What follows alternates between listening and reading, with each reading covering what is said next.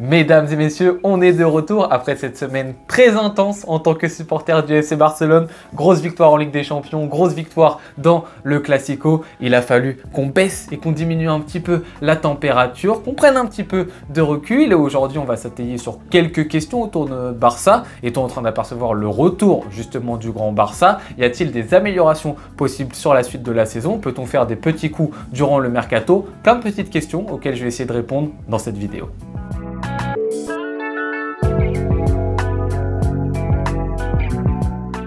Premier message, mesdames et messieurs, de la part de mon cher Rémi qui me dit bravo pour les 11K Dave. Quand est-ce que les attentes de ta part et les objectifs vont suivre le niveau de jeu et les résultats hyper convaincants de notre FC Barcelone? Tout d'abord, très content que tu dises notre FC Barcelone, ça me fait super plaisir. Et ensuite, malheureusement, je vais pas pouvoir répondre favorablement à ta question parce que je pense que tu attends que je dise qu'on va gagner la Ligue des Champions, qu'on va remporter la Liga, que ce sont maintenant nos nouveaux objectifs. Mais je vais rester sur la même base que j'ai dite en août, c'est-à-dire nos objectifs. En tout cas, mes objectifs pour le FC Barcelone, c'est de s'améliorer collectivement et de s'améliorer individuellement. Par rapport au contexte qu'on connaît actuellement du Barça, on a un nouvel entraîneur Flick qui vient d'arriver, beaucoup de jeunes qui vont enchaîner des matchs, des joueurs qui physiquement ne sont pas encore tous à 100%, des manquements à certains postes, le numéro 9 s'il est blessé, qu'est-ce qui se passe, Baldé s'il est blessé, qu'est-ce qui se passe, Lamine Yamal s'il est blessé, qu'est-ce qui se passe, beaucoup d'interrogations dans notre effectif. Ce contexte est exactement le même. Alors forcément, les victoires, les grosses victoires qu'on a eues récemment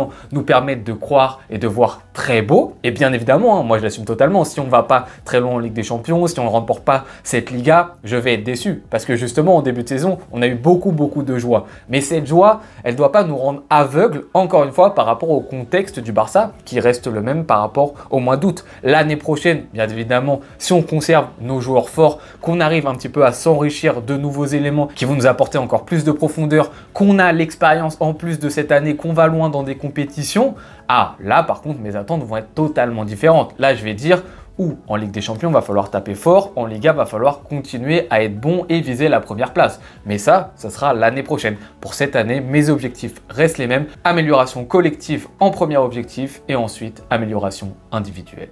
Deuxième question, mesdames et messieurs, qui rejoint un tout petit peu la première, de la part de El Emran qui me demande comment vois-tu le Barça à la fin de la saison après ce début parfait, 4-1, 4-0, peut-être un glow down ou le retour sur le toit du monde. Force pour la chaîne. Tout d'abord, merci beaucoup pour la force, ça fait extrêmement plaisir. Et ensuite, c'est très compliqué ta question. Si tu me demandes personnellement ce que je vois pour la suite, je te dis que je suis optimiste. Franchement, je vois un Barça rayonnant, éclatant, qui va montrer à l'Europe qu'on est un tout petit peu de retour et qu'on est très sérieux cette saison. Donc, je nous vois remporter la Liga, je nous vois aller loin en Ligue des Champions. Pour la Liga, c'est un petit peu plus simple de se dire ça peut bien se profiler, ça peut bien se passer parce qu'on voit un Barça carburé et on voit un Real Madrid un tout petit peu en difficulté. Mais bien évidemment, il faut faire toujours attention parce qu'on n'est que fin octobre, début novembre. On n'est qu'au premier tiers de la saison. Donc le Real Madrid à tout moment peut se réveiller. S'ils se réveillent, ils vont être dangereux. À tout moment, le Barça aussi peut un petit peu baisser en intensité. Donc moi, je suis positif, mais tout peut encore se passer. Concernant la Ligue des Champions, je pense que c'est ça qui t'intéresse quand tu me parles de retour sur le toit du monde.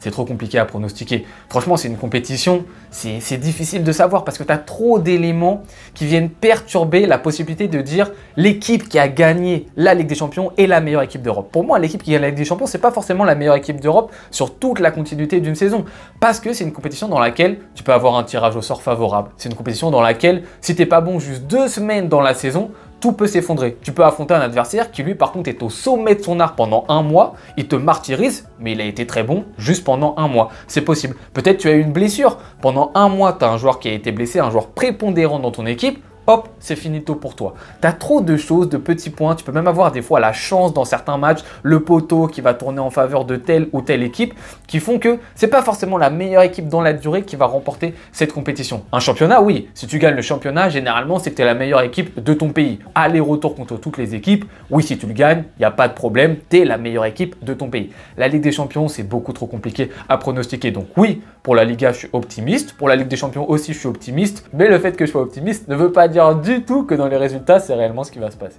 Troisième question, mesdames et messieurs, de Momo Cheta qui me demande sur Instagram, est-ce le retour du grand Barça? J'en profite pour vous dire, n'hésitez pas à vous abonner à mon Instagram. Ce terme est très compliqué à avaler pour moi. Je le vois de plus en plus dans les contenus YouTube, dans les médias, le retour du grand Barça. On essaye un tout petit peu de jouer avec notre nostalgie. Pourquoi? On a vu que les supporters du Barça, ces 4-5 dernières années, ont souffert.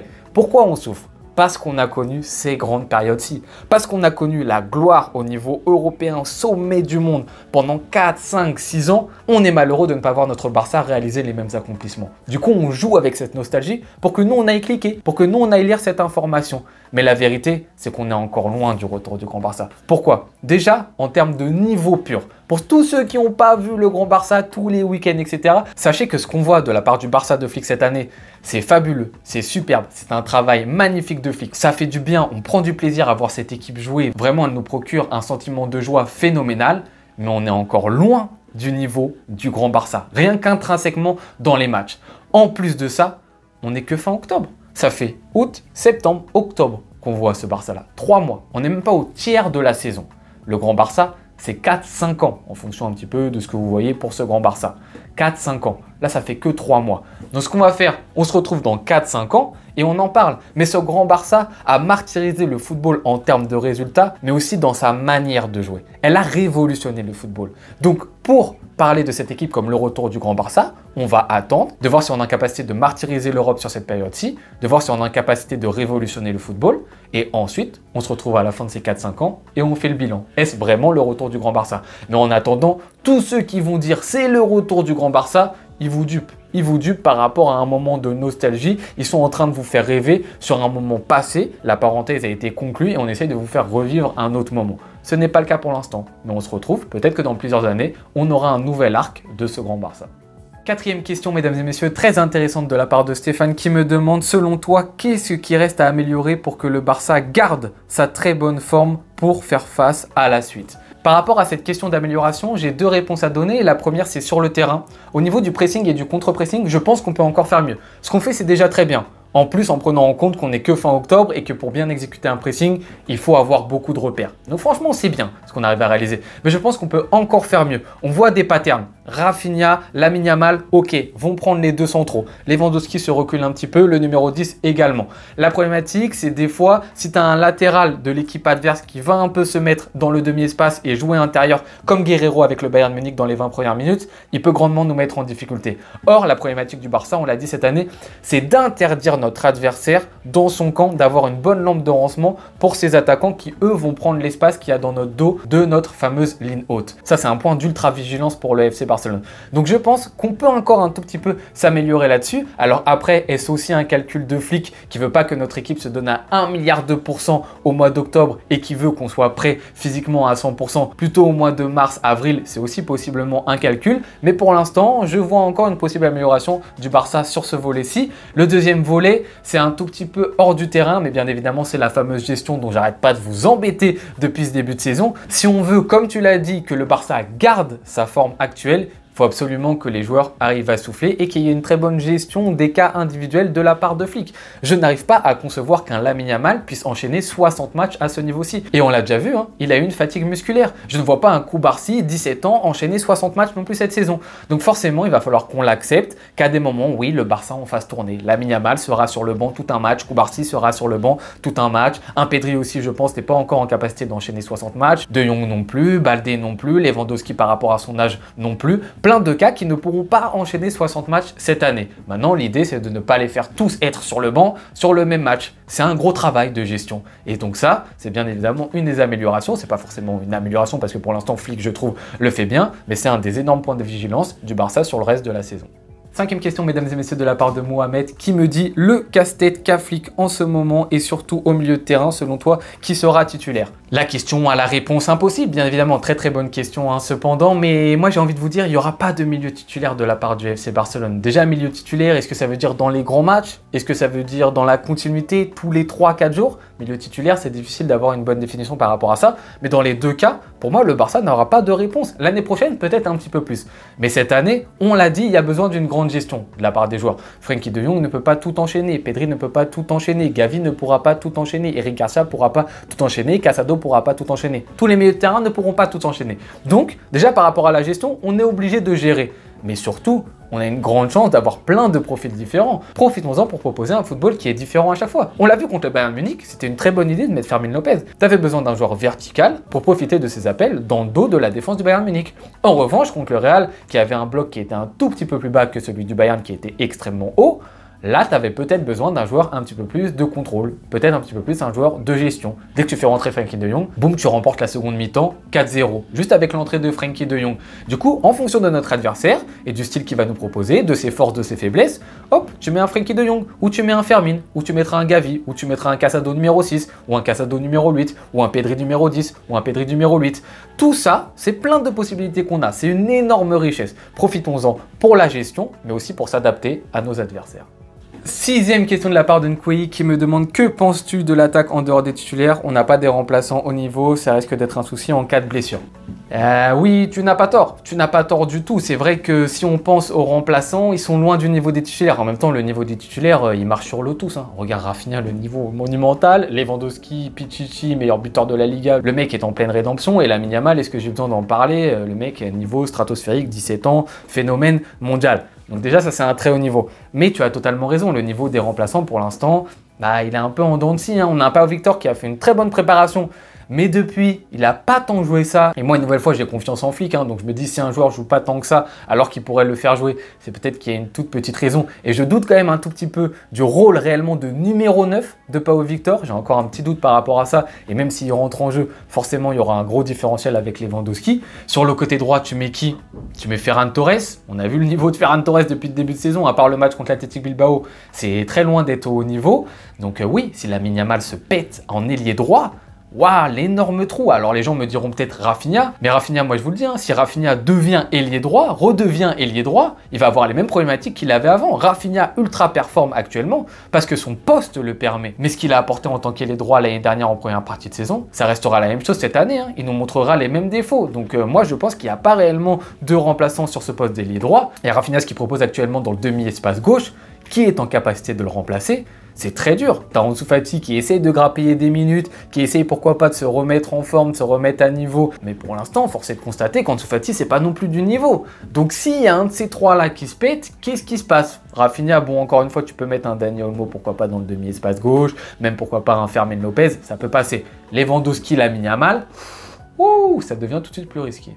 Et pour conclure, mesdames et messieurs, les deux dernières questions de cette FAQ, je vais les rassembler ensemble parce qu'elles parlent toutes les deux un peu de la même chose, du mercato. La première question vient du visionnaire qui me dit: salut Dave, avec un Barça aussi performant, penses-tu qu'on a quand même besoin d'acheter des joueurs au mercato d'hiver? Et deuxième message d'Ali qui me dit: je suis très content, mais j'ai envie de dire, ne nous enflammons pas. Xavi a gagné aussi 4-0 contre le Real. Il a remporté la Liga de sa première saison avec un record défensif et pourtant, on a trouvé une bonne formule, mais il faut maintenir de la consistance. Bon, cette semaine va sacrément renforcer notre attractivité pour le prochain mercato. Du coup, ma question: quels deux joueurs tu aimerais au mercato estival sans limite de budget? Les fameuses questions mercato pour conclure cette vidéo. Vous le savez, je suis pas très fan des hypothèses sur tel joueur, et Kimmich pourquoi pas, et Haaland pourquoi pas. C'est tellement hypothétique que j'aime vraiment en parler quand ça se fait, mais on va parler plutôt du fait de se renforcer pour le Barça. Tout d'abord, au mercato d'hiver, je pense déjà qu'économiquement, ça va être compliqué d'avoir une vraie grosse recrue pour le FC Barcelone. On est en galère, on le reste. Une nouvelle fois, c'est le contexte qu'on a abordé en tout début de vidéo. Bien évidemment que si on peut se renforcer, qu'on le fasse en tant que numéro 9, en tant qu'arrière gauche, en tant que numéro 6, en tant qu'ailier gauche. Il nous manque des joueurs. Donc oui, si c'est possible, pourquoi pas se renforcer de petits joueurs qui au moins te permettent dans la gestion dont on a aussi parlé dans cette vidéo de s'améliorer. Mais encore une fois, je pense que ça va être très compliqué. En revanche, pour le mercato estival, oui, je pense qu'on est encore plus attractif. Et là, je pense qu'économiquement parlant, on pourra faire une recrue ou deux d'assez grande ampleur. Mais bon, ça reste encore une fois à confirmer. Et si ça se fait, c'est compliqué. C'est compliqué de choisir franchement pour une recrue pour le mercato estival. Ça peut être un gardien. Franchement, ça va être ultra important. Parce que franchement, Ter Stegen, moi, je doute qu'il revienne à un niveau qui soit convenable pour le rendement du FC Barcelone. Bien évidemment, je pense que ça peut rester un très bon gardien, mais pas forcément pour le niveau du FC Barcelone. Un arrière gauche pour concurrencer Baldé, ça aurait été pourquoi pas une solution. Mais il y a Alex Bailly qui a actuellement fait de très bonnes choses du côté du Celtics. Du coup, je pense que lui va pouvoir arriver. La question du numéro 6, bien évidemment, évidemment, oui, Casado pour l'instant arrive à faire l'intérim, mais pour moi, Casado n'est pas typiquement le profil du 6 auquel on peut penser, et un vrai numéro 6 dans le profil 6, ça peut nous apporter encore plus de possibilités du côté du Barça, donc on ne peut pas dire non par rapport à ça. Et bien évidemment, la question de l'ailier gauche offensivement reste une question très importante. Le cas Nico Williams va être à gérer l'été prochain parce que c'est une vraie solution d'apporter un réel joueur de couloir, ce qu'on n'a pas avec Rafinha. Rafinha qui est un joueur de demi-espace, je tiens à le rappeler. Et ensuite la question du numéro 9 avec Lewandowski qui va commencer à prendre de l'âge. Saison pour l'instant fantastique de la part de notre cher Polonais, mais on le sait, au bout d'un moment ça va s'arrêter. Il faut commencer déjà, pourquoi pas, peut-être à penser à la suite. Donc je pense que ça c'est les principales targets. Après vous donner des noms précis, etc. On aura le temps d'en parler l'été prochain, il n'y aura pas de problème par rapport à ça. Et puis une nouvelle fois, à voir aussi en fonction des rendements de chacun durant la saison.